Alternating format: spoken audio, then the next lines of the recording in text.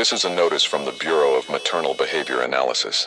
Your mother has been preparing meals for family members who do not exist. Surveillance footage shows her setting extra plates at dinner, cooking portions for 5 people when only 3 live in your household, and speaking to empty chairs during meal preparation. When questioned about the additional food, she provides names of relatives who died years ago or siblings you never had. She describes detailed conversations with these individuals, including recent events in their lives and plans for future visits. Your mother genuinely believes these family members are present and participating in household activities. The extra meals disappear from plates overnight, leaving only clean dishes in the morning. Something consumes the food your mother prepares for people who should not exist. Your mother's reflection appears 37 seconds before she enters rooms with mirrors. Security cameras show her reflection moving through the house independently, checking on spaces before your mother's physical presence arrives. The reflection performs different actions than your mother's actual movements. Opening cabinets your mother never touches. Reading books your mother has never opened. Organizing items your mother claims no knowledge of arranging. Your mother does not notice the temporal delay between her reflection and her physical position. When you point out inconsistencies between her reflection's activities and her own actions, she becomes confused and insists you are mistaken. Your mother's reflection operates with awareness and intention, separate from her conscious mind. Your mother speaks in voices that are not her own during sleep hours. The voices belong to women from different time periods, speaking in dialects and accents your mother has never learned. Audio analysis identifies speech patterns from the 1920s, 1890s, and earlier decades that predate recording technology. The voices discuss household management techniques, child-rearing practices, and family recipes that your mother implements. The following day, despite having no conscious memory of the conversations, your mother's cooking has improved dramatically using methods she cannot explain learning. She knows preparation techniques for dishes from cultures she has never studied. The women speaking through your mother share domestic knowledge across generational boundaries. Your mother will insist that you lived in your current house your entire childhood, even though family records show you moved there only 18 months ago. She produces childhood photographs that show you in rooms of your current house, despite these rooms not existing during your actual childhood. The photographs display accurate aging and photographic quality, consistent with their supposed dates. Your mother remembers specific events that supposedly occurred in each room: birthday parties in the living room, Christmas mornings by the fireplace, sick days spent in your current bedroom. She provides detailed descriptions of your childhood, friends visiting the house, friends who lived in your previous town and never saw your current residence. Your mother's memories have been replaced with a complete alternative history centered on your current location. Your mother cooks meals, using recipes written in handwriting that is not her own. The recipe cards appear in kitchen drawers and recipe boxes without explanation of their origin. The handwriting varies across different cards, suggesting multiple contributors from different time periods. Some recipes call for ingredients that are no longer commercially available, yet your mother produces these items from pantry storage areas you never saw her stock. She prepares elaborate meals following these mysterious recipes, while denying any knowledge of where the instructions originated. The meals taste familiar, despite using preparation methods your family has never employed.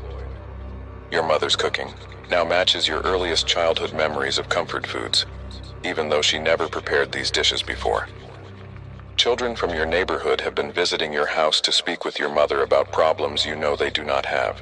These children request advice about family situations that do not match their actual home circumstances. They ask your mother for solutions to conflicts with parents who treat them differently than observed reality suggests.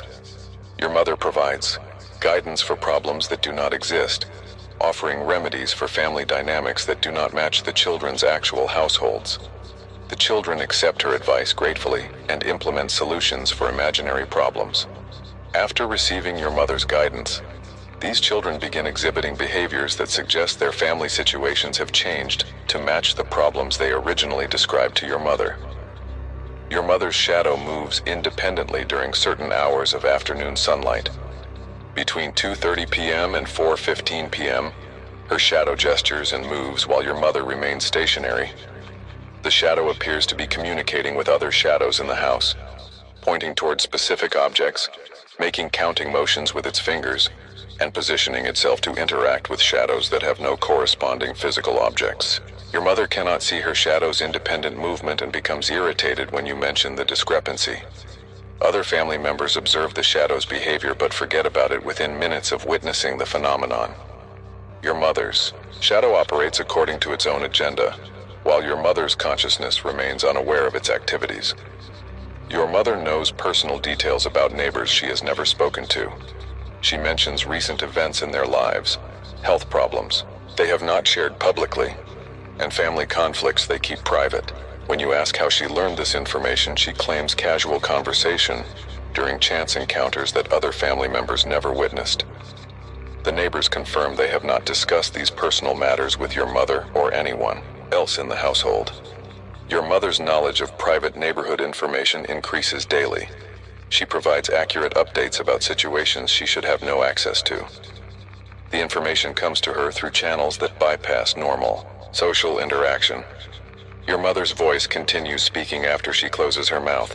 The voice completes sentences your mother began, answers questions she did not finish asking, and provides information she was not planning to share. The continuing voice uses your mother's vocal patterns, but discusses topics your mother claims no knowledge of. Family conversations now include contributions from your mother's voice that occur without her conscious participation. The additional speaking makes conversations longer and more detailed than your mother intends. She appears unaware that her voice continues operating independently, becoming confused when family members respond to statements she did not consciously make. Your mother ages backward during nighttime hours. Photographs taken at bedtime show her current appearance, while photographs taken during sleep hours show her face appearing progressively younger. By dawn, she resembles herself from decades earlier. Her appearance returns to current age upon waking, but the overnight regression occurs consistently. The photographs document physical changes that should be impossible: wrinkles smoothing, gray hair darkening, skin tone improving. Medical examinations during daylight hours show normal aging patterns for her chronological age. The nighttime regression affects only her physical appearance, not her mental state or memory. Something restores your mother's younger physical form during hours when her consciousness is not active. Your mother prepares for visits from people who died before you were born. She cleans specific rooms, arranges furniture to accommodate guests, and shops for preferred foods of individuals who passed away decades ago. When you remind her that these people are deceased, she acknowledges their death, but continues preparation activities as if expecting their arrival. She sets appointment times for visits that cannot occur, and expresses disappointment when the deceased relatives fail to appear as scheduled. Your mother's expectation of impossible visits suggests she receives communications that override her conscious understanding of reality. The preparations she makes match the preferences and requirements of people she never met during their lifetimes. Your mother's footsteps continue walking through the house after she leaves for work. The footsteps follow her daily routine: walking to the kitchen for morning coffee, checking on bedrooms, moving through living areas in patterns that match her normal household activities. The sounds occur for exactly the duration of time your mother would need to complete her usual morning routine. Security cameras show no visual presence corresponding to the auditory footsteps. Your mother's routine continues in the house even when her physical body is miles away. The phantom activities maintain her household presence regardless of her actual location. Something preserves your mother's domestic patterns independently of her physical participation. Local mothers in a 12-block radius exhibit identical behavioral modifications. They all prepare meals for non-existent family members, speak with voices from different time periods during sleep, and demonstrate knowledge of private information they should not possess. The affected mothers share no common background, social connections, or recent experiences that would explain synchronized behavioral changes. Medical examinations reveal no physical abnormalities or substance exposure that could cause these modifications. The behavioral patterns spread through the neighborhood without apparent transmission method. Each affected household reports the same progression of symptoms occurring in identical time frames. Your mother is part of a coordinated modification program targeting maternal figures across your residential area. You cannot convince your mother that her behavior has changed. She denies preparing extra meals, speaking in different voices, or knowing private information about neighbors. When presented with photographic evidence of her modified activities, she provides alternative explanations that satisfy her need for logical consistency. Your mother's perception filters out contradictory information about her own behavior. She experiences her modified actions as normal maternal activities. The behavioral modifications include defensive mechanisms that prevent recognition of the changes. Your mother genuinely believes she has always acted this way. Reality has been adjusted to accommodate her new behaviors while maintaining her sense of continuity and normalcy. This transmission reaches you because your mother's modification process has entered its final phase. The behavioral changes you observe are preparation for complete personality replacement. Your mother's consciousness will be gradually displaced by collective maternal presence from previous generations. The women who speak through her during sleep will eventually speak during waking hours. The shadow that moves independently will assume control of physical movement. The reflection that acts separately will become the primary consciousness. We've seen it before, but now it sees you through your mother's enhanced awareness systems.